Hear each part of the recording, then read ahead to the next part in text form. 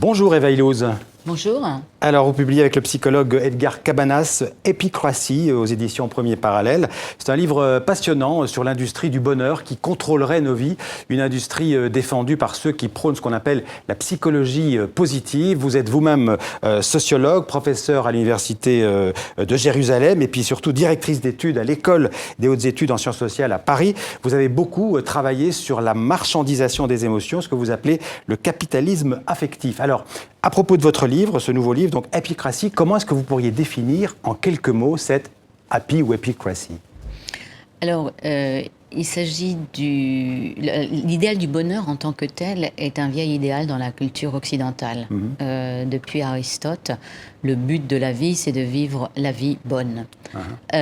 Mais au XXe siècle, il s'est produit un changement très important dans ce vieux idéal. Il ne s'agit plus de pratiquer les vertus qui nous conduisent à la vie bonne, donc qui seraient des vertus qui seraient partagées avec tout le monde. Il s'agit de maximiser son potentiel en tant qu'individu. Et il s'agirait de vivre une vie qui nous donne donc du plaisir et du bonheur, mais de façon qui ne dépend plus de la définition des vertus. Est-ce qu'on peut parler d'une véritable science de la psychologie positive? Une science d'ailleurs qui est née, je crois, aux États-Unis. Alors, on peut parler d'une discipline qui se veut être une science. Ça oui, est-ce qu'elle l'est ou pas? Ça, je laisse le lecteur en décider de lui-même. Mais en fait, alors que jusque dans les années, je dirais, 70-80, le bonheur était une affaire de philosophie, de morale et de spiritualité.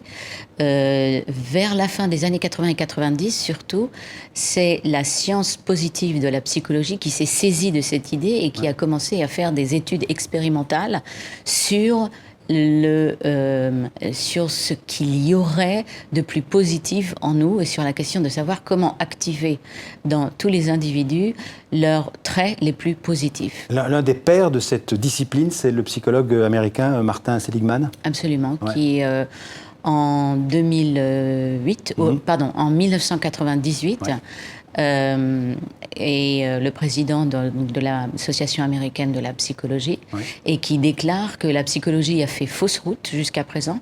La psychologie et la psychanalyse, donc ensemble, auraient fait fausse route parce qu'elles se seraient focalisées sur les pathologies, sur la souffrance, sur ce qu'il y avait en l'homme de plus négatif.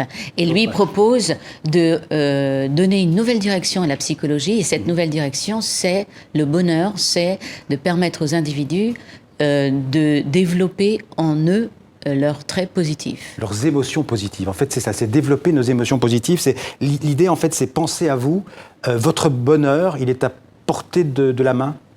Alors, il n'est pas exactement à portée de la main. On va vous aider, en tout cas, à l'atteindre. Exactement.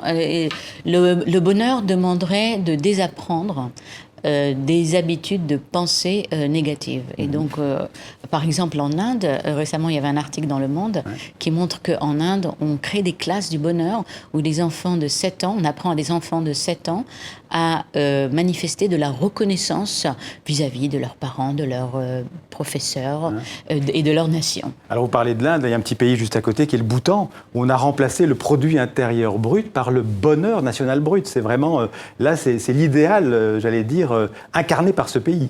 Oui, alors en 2008, effectivement, le Bhoutan a mis en pratique, je dirais, les phénomènes qu'on examine dans le livre. Et c'est l'alliance entre les psychologues positifs et les économistes. Donc les économistes commencent à être influencés par cette psychologie positive et en utilisant aussi la philosophie utilitariste du 19e siècle qui préconisait que le but d'une bonne politique, c'est d'augmenter le plaisir général de la population. Donc ces économistes commencent à préconiser l'idée qu'il faut augmenter non pas le PNB, non pas la redistribution égale des richesses, mais le bonheur général de la population. Et les Nations Unies ont adopté aussi cette nouvelle façon de mesurer et de comparer entre elles les nations.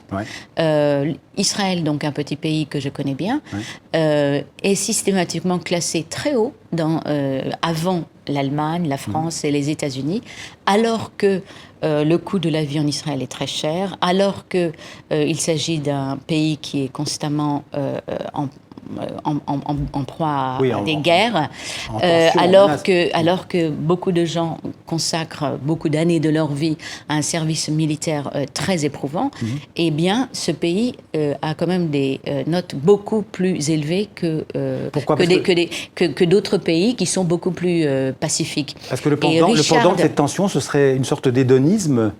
Non, alors Richard Layard, qui est donc un économiste à la London School of Economics, qui est un des gourous, celui qui va peut-être fonder le domaine qu'on appelle les happiness economics, donc l'économie du bonheur. Richard Layard a été interviewé donc dans un article et il a déclaré que le bonheur, que la raison pour laquelle les Israéliens avaient des notes aussi hautes était sans doute que l'ennemi commun créait de la solidarité.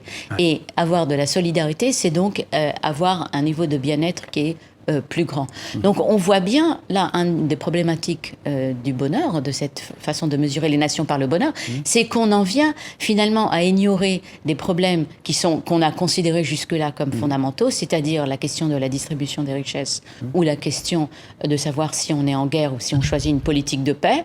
Le bonheur permet en quelque sorte de contourner ces questions en justifiant des politiques qui seraient des politiques qui augmenteraient le bonheur. Parce que j'avais compris que la psychologie positive, c'était plutôt une psychologie individualiste, presque égoïste. Et là, vous parlez de solidarité. C'est un peu contradictoire. Alors, non, d'abord, je ne parle pas moi de solidarité, c'est Richard Layard qui en parle. Ensuite, alors, une des choses qui est intéressante, c'est que la psychologie positive est utilisée à la fois comme marchandise individuelle, c'est-à-dire je vais voir quelqu'un pour qu'il m'aide à être plus heureux, j'achète un livre. Le bonheur est une marchandise, en fait. Oui, exactement. Mais il a été aussi, ces idées de la psychologie positive ont été également adaptées par des institutions. L'armée américaine, par exemple, a créé un programme pour accroître le bon moral de ses soldats. Coca-Cola, la grande entreprise, la multinationale Coca-Cola, a adopté un programme aussi de bonheur, et les nations aussi. Mais on pourrait dire que c'est plutôt positif, tout ça. Qu'est-ce qui vous gêne dans cette discipline, dans cette science, dans cette théorie ?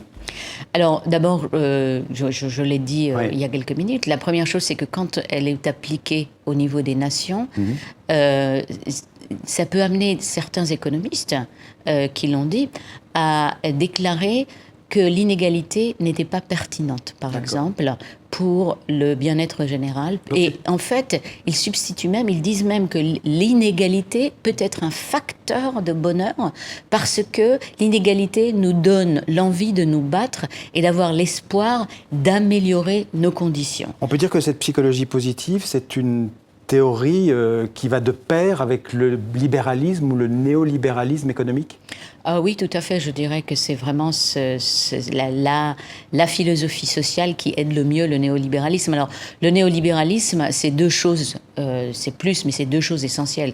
La première, c'est comme Margaret Thatcher l'avait dit, l'idée que les sociétés ne sommes que des individus et des familles. Donc, si nous sommes que des individus et des familles, ça veut dire que nous ne devons rien attendre ni des communautés ni de l'État. Et ça veut dire que nous sommes tout seuls face à nos vies. Et ça veut dire que nous sommes responsables et coupables d'échouer dans nos vies. Donc quelqu'un qui aurait été licencié et qui se sentirait déprimé est coupable et responsable de sa dépression. Donc ça, c'est la première chose. Oui, parce que si on n'atteint pas le bonheur, si ça ne marche pas, c'est de notre faute. Oui, c'est ça. En fait, vous m'avez demandé qu'est-ce qui me gênait dans cette idée du bonheur. C'est l'idée de la surresponsabilisation de l'individu et le fait qu'on ne parvient plus à comprendre le rapport entre notre souffrance et les institutions. Donc ça, c'est la première chose. Et le néolibéralisme, c'est aussi l'idée que l'humain, l'individu doit maximiser son potentiel. Que l'individu est en quelque sorte une machine économique qui doit être maximisée. Alors, heureusement, il y a des gens qui vous regardent, qui vont se dire, moi, je ne me reconnais pas là-dedans. Au contraire, moi, je reste, je ne suis pas égoïste, je suis solidaire. Ça existe encore, la solidarité. Tous les gens ne courent pas derrière le bonheur. Non, mais le bonheur parle c'est une valeur qui est essentiellement... Ou leur bonheur passe par la solidarité. C'est une valeur qui est essentiellement celle des pays occidentaux, industrialisés. Ce sont des pays qui sont individualistes.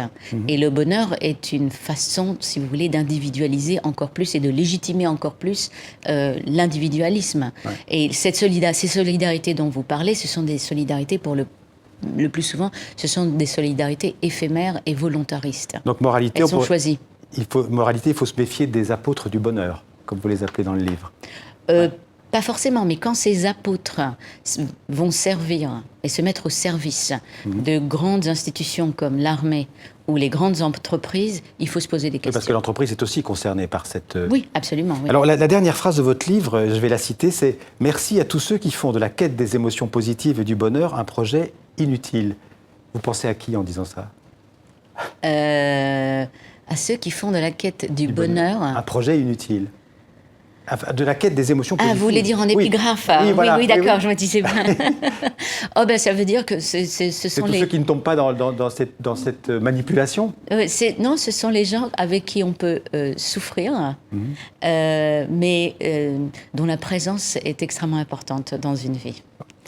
Merci beaucoup, Eva Illouz. Je rappelle le titre de ce livre donc, que vous signez avec Edgar Cabanas, Épicratie, comment l'industrie du bonheur a pris le contrôle de nos vies. C'est aux éditions du Premier Parallèle. Merci beaucoup. Merci.